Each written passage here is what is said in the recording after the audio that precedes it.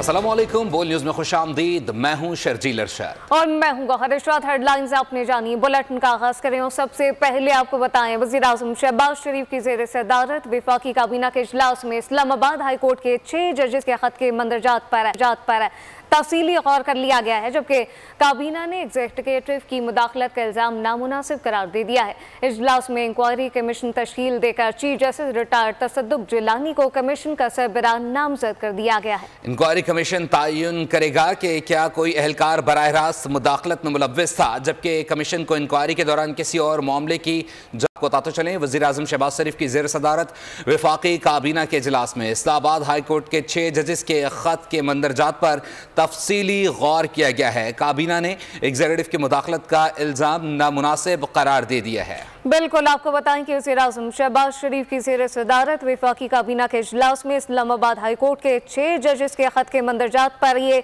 तफसीली गौर किया गया है और काबीना ने एग्जीक्यूटिव की मुदाखलत का इल्ज़ाम अब नामुनासिब करार दे दिया है। इजलास में इंक्वायरी कमीशन तश्कील देकर चीफ जस्टिस रिटायर्ड तसद्दुक जिलानी को कमीशन का सरबराह नामजद कर दिया गया है। गुजरावाला में 9 मई के 51 मुल्जिमान को 5-5 साल कैद की सज़ा सुना दी गई है। इंसदाद दहशतगर्दी अदालत ने फैसला सुना दिया है। मुल्जिमान को सड़क ब्लॉक करने, इमलाक को नुकसान पहुँचाने, हुजूम जमा करने समेत दीगर दफात में भी सज़ा सुनाई गई है।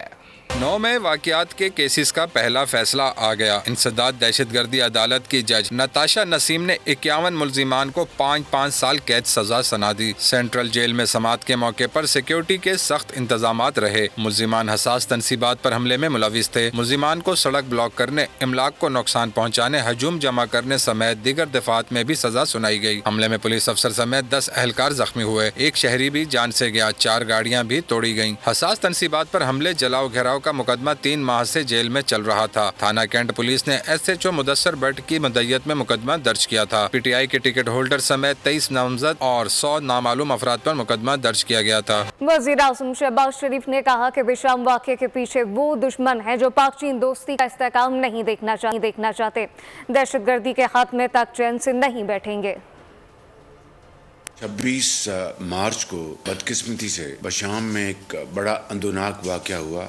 अंदोनाक वाक़या की तहकीक फिलफौर की जाएगी और भी इसमें मुलव्वस पाए गए उनको करार वाकई मिसाली सज़ा मिलेगी। इंशाअल्लाह जब तक दहशतगर्दी का दोबारा ख़ात्मा नहीं हो जाता हम चैन से नहीं बैठेंगे। और ये अल्लाह ताला को इल्म है, ये 5 साल इंशाअल्लाह हमारे पास हैं और इन 5 सालों में हमें पाकिस्तान की मईशत को बदलना है।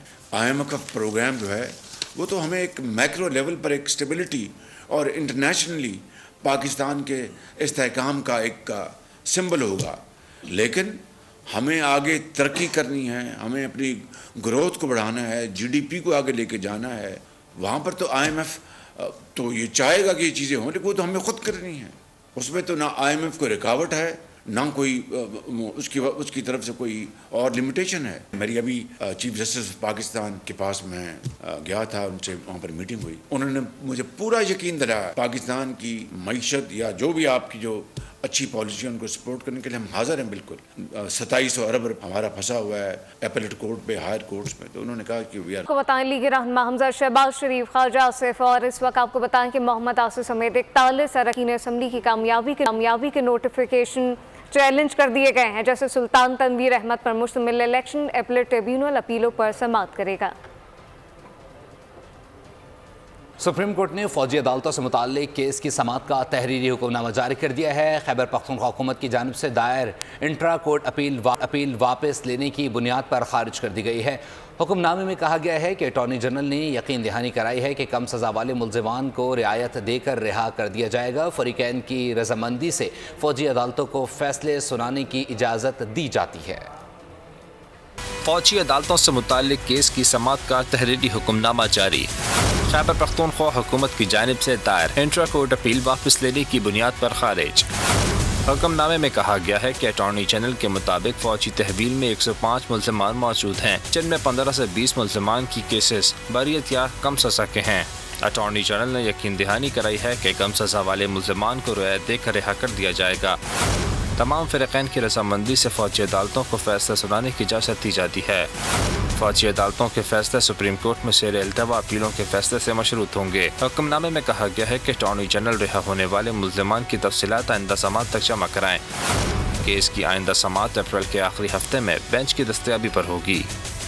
अंडे कट्टे मुर्गियों वाले काम ना कर सके तो हमारा क्या कसूर, विजन रखने वाली वज़ीर आला मिलना पंजाब के लोगों की खुशकिस्मती है। आज़मा बुखारी की मीडिया से गुफ्तगू, हुकूमत की 1 माह की कारकर्दगी रिपोर्ट पेश कर दी। कहा कि चैलेंज करती हूँ कि वज़ीर आला का कोई भी काम सिर्फ कागज़ों पर नहीं है, इनकलाबी वज़ीर आला होना एक बहुत बड़ी बात है। मिनिस्टर साहिबा का कोई भी काम वो कागज़ों के लिए नहीं है, वो डेडलाइंस के साथ मीट होगा और इंशाल्लाह ताला आपको जिस तरह से बाकी काम होते हुए नज़र आ रहे हैं, ये तमाम काम मैं चैलेंज कर रही हूँ कि ये तमाम काम आपको ग्राउंड पे होते हुए नज़र आएंगे। वो अंडे कट्टे मुर्गियों वाली हुकूमत जो है वो चली गई। 18 मजीद इजला के अंदर सेफ सिटी जो है इंशाल्लाह बनने जा रहा है। तमाम अद्वियात जो हैं वो फ्री एमरजेंसी के अंदर दोबारा मिलने शुरू हो गई हैं। चीफ मिनिस्टर साहिबा ने एक दिन भी छुट्टी नहीं की। वो 6 घंटे सिर्फ हार्डली उनको आराम करने के लिए मिलते हैं और 18 घंटे से ज़्यादा वो काम करती हैं। पंजाब के लोग जो हैं उनकी खुशकिस्मती है कि मरियम नवाज शरीफ साहिबा की शक्ल में उनको एक प्रोग्रेसिव, उनको एक जो है वो विजन रखने वाली खातून चीफ मिनिस्टर मिली है। ऐसे इनकलाबी काम एक इनकलाबी चीफ मिनिस्टर ही कर सकती थी। गली मोहल्लों के अंदर जहाँ कभी सफाई का कोई रवाज नहीं रहा, कूड़ा उठाने का पहला फेज शुरू किया गया है। एक जदीद निज़ाम कूड़े के हवाले से जो है वो लाया जा रहा है।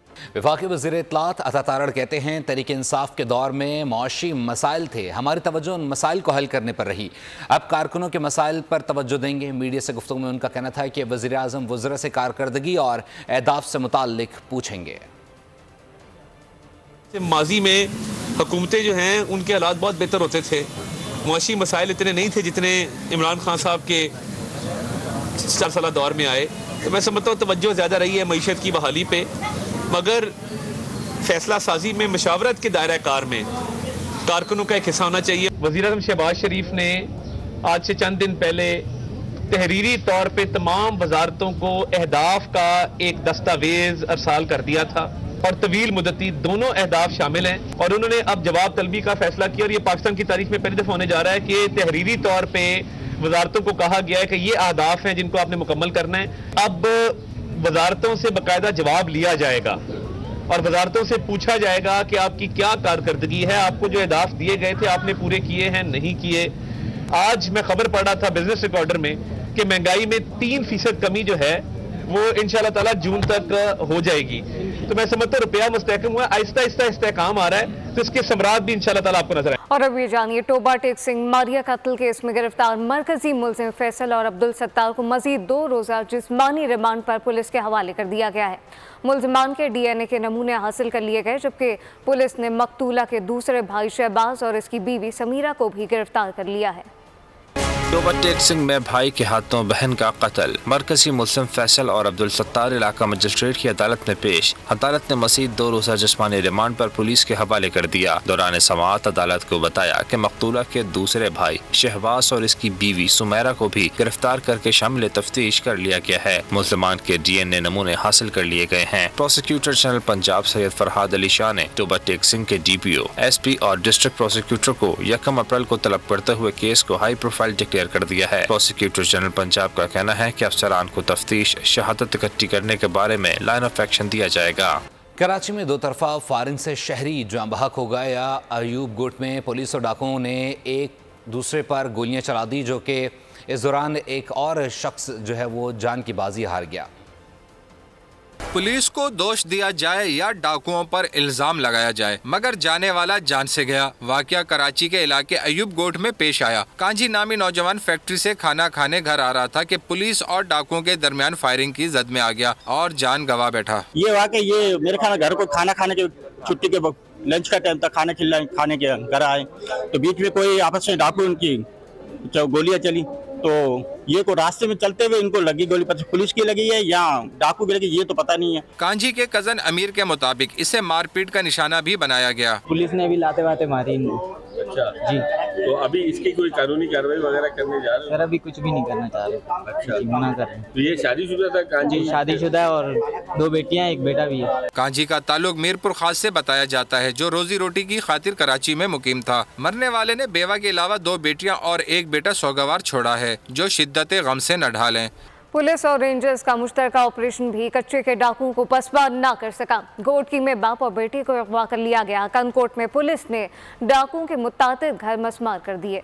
पुलिस और रेंजर्स का कच्चे के इलाकों में ऑपरेशन, डाकुओं का रिएक्शन, अगवा बराए तावान के वारदात में कमी न आ सकी। कोटकी में पुलिस ऑपरेशन के बावजूद डाकुओं की दीदा दिलेरी जारी। घर पर धावा बोलकर डाकुओं ने बाप और बेटे को अगवा कर लिया। पुलिस तलाश के लिए छापे मार रही है। कंदकोट में पुलिस और रेंजर्स का मुश्तरका ऑपरेशन 12 रोज से जारी है। कानून नाफिज करने वाले इदारों ने मुतादिद घर मसमार कर दिए। मकतूल उस्ताद के कातिलों की गिरफ्तारी के लिए जारी ऑपरेशन में ताहाल कोई खास कामयाबी न मिल सकी। वक्त गुजरने के साथ साथ मकतूल उस्ताद के वर्सा इलाका मकीनों की बेचैनी भी बढ़ती जा रही है। कराची पुलिस ने लियारी गैंग का बदनाम ज़माना और इंतहाई मतलूब गैंगवार कमांडर फैसल उर्फ मुल्ला को गिरफ्तार कर लिया है। मुलजिम फिरका वाराना टारगेट किलिंग, भत्ताखोरी और दहशतगर्दी समेत दीगर संगीन जराइम की वारदातों में मुलव्विस रहा है। कराची पुलिस की अहम कामयाबी, Lyari gang war commander Faisal उर्फ मुल्ला गिरफ्तार। मुलजिम पुलिस को इंतहाई मतलूब मुलजमान की फहरिस्त में शामिल था। SSP अमजद हयात के मुताबिक मुलजिम फिरका वाराना टारगेट किलिंग, भत्ताखोरी और दहशतगर्दी समेत दीगर संगीन जराइम की वारदातों में मुलव्विस है। मुलजिम ने उलमा समेत सियासी जमात के कारकुनान की टारगेट किलिंग की और कई वारदातें की। मुलजिम बिल्डरों और ताजरों को भत्ते की पर्चियां देता था। भत्ता न देने पर हैंड ग्रेनेड धमाकों और कत्ल की वारदातें करता था। फैसल उर्फ मुल्ला के खिलाफ दहशतगर्दी, कत्ल, इक़दाम कत्ल समेत दीगर संगीन मुकदमात दर्ज कर लिए गए हैं। गज़ा की सूरत हाल का जिक्र करें। आपको बताएं कि गज़ा में इसराइली जुल्म सितम जारी है, जबकि पनागाह पर हमला करके 15 फ़लस्तीनी शहीद कर दिए गए। 7 अक्टूबर से जारी जहरियत की शहादतों की तादाद 32,623 हो गई है। सफ़ाक से हुनी फोर्स खून नाहक बहाने से बास न आई। मशरिकी गज़ा में एक स्पोर्ट्स कॉम्प्लेक्स पर हमला कर दिया। जंग के 27 फ़लस्तीनी इस मकाम पर पनाह गुज़ीन थे। हमले में 15 अफराद शहीद हो गए। इसराइली तैयारों ने जनूबी लिबनान में भी बम बरसाए। इस कार्रवाई में हिज़्बुल्लाह कमांडर अली नईम समेत 6 जंगी शहीद हुए। इसराइली वज़ीर दिफा ने शाम और लिबनान में भी दरअंदाजी की धमकी दे दी। योगोलैंड ने कहा इसराइली फौज अपनी कार्रवाई दमिश्क, बैरूत और इससे आगे तक वसी कर सकती है। दूसरी जानिब गज़ा में अल-क़स्साम की मुज़ाहिमत पूरी कुव्वत से जारी है। इसराइली फौज पर एक इमारत में हमला किया। इस कार्रवाई में एक इसराइली फौजी मारा गया, जबकि 16 जख्मी हुए। तलहवा के मकाम पर 4 इसराइली टैंकों को भी निशाना बनाया गया। उधर बाइडेन इंतजामिया की जानिब से इसराइल को असले की फरहमी जारी है। शदीद तनकीद के बावजूद अरबों डॉलर के मजीद जंगी जहाज और बम इसराइल भिजवा दिए। ऐसे में इसराइल की मुज़ाकराती टीम भी दोहा पहुँच गयी, जिसमें मुसाद और सिक्योरिटी एजेंसी शाबाक के आला हुक्काम शामिल हैं। SIFC के तहत आला नस्ल के मवेशियों की खेप ब्राज़ील से पाकिस्तान पहुंच गई। इन मवेशियों को दूध और गोश्त की पैदावार बढ़ाने के लिए इस्तेमाल किया जाएगा। मवेशी लाने वाली परवाज ने भी तवील तरीन परवाज का रिकॉर्ड तोड़ दिया। SIFC का green Pakistan live stock initiative Brazil से आला नस्ल के मवेशी सियालकोट पहुंचे। मवेशियों को साओ पालो से 22.5 घंटे तवील परवाज के जरिए पाकिस्तान पहुंचाया गया। इस तरह 9,044 मील का फासला तय करने वाली दुनिया की तवील तरीन परवाज भी बन गई। दरामद किए गए मवेशियों में 9 अक़साम के मवेशी शामिल हैं। मवेशियों को सियालकोट से उकाड़ा पहुंचा दिया गया, जहां इनको 2 हफ्ते करंतना में रखा जाएगा। BSM डेवलपर की जानिब से डिफेंस ड्रायर क्लब में इफ्तार डिनर का एहतमाम किया गया, जिसमें मुल्क के मारूफ डीलर और रिटेलर्स ने शिरकत की। तकरीब में country head BSM developer Zaroon Masood मेहमान खुसूसी थे। उनका कहना था कि सराय आलमगीर, गुजर खान और मंडी भाउद्दीन में शानदार प्रोजेक्ट के बाद अब लाहौर में अपना project New Metro City Lahore अनकरीब आने वाला है। न्यू मेट्रो सिटी लाहौर का बेहतरीन रिहायशी और कमर्शियल मजबूत प्रोजेक्ट होगा। और वे बताएं कि खैबर पख्तूनख्वा में बारिश बरस गई, जाने ले गई। मुख्तलिफ वाक़यात में 7 अफराद जाँ बहक और 9 ज़ख्मी हो गए। इसके साथ कई माल मवेशियों को भी नुकसान पहुँचा। कहीं छत गिरी, कहीं दीवार ढह गई। मलबे तले कीमती जिंदगियों के चिराग बुझे, जिनकी जानें बची, इन्हें जख्म लगे। खैबर पख्तूनख्वा में बारिश के बाद यही सूरत हाल रही। रेस्क्यू 1122 के मुताबिक छतें गिरने के वाक़यात पेशावर, नौशहरा, शांगला, बनू और बाजोड़ में पेश आए। मरने वाले 4 अफराद की उम्रें 10 साल से कम बताई जाती हैं। मुख्तलिफ अजला में कच्ची छतें और दीवारें गिरने से जुज़वी नुकसान भी हुए। कई मकामात पर मवेशी भी हलाक हुए। बारिश से मुतासरा मकामात पर 1122 की मेडिकल डिजास्टर टीमों ने हिस्सा लिया। डायरेक्टर जनरल रेस्क्यू 1122 के मुताबिक इदारे के तमाम कंट्रोल रूम मुकम्मल फ़ाल हैं। दूसरी जानिब महकमा मौसमियात ने खैबर पख्तूनख्वा में मज़ीद बारिशों की पेशगोई कर दी है। इसी के साथ ही फिल वक्त न्यूज़ स्टूडियो से इतना ही। आप देखते रहिए बोल न्यूज़।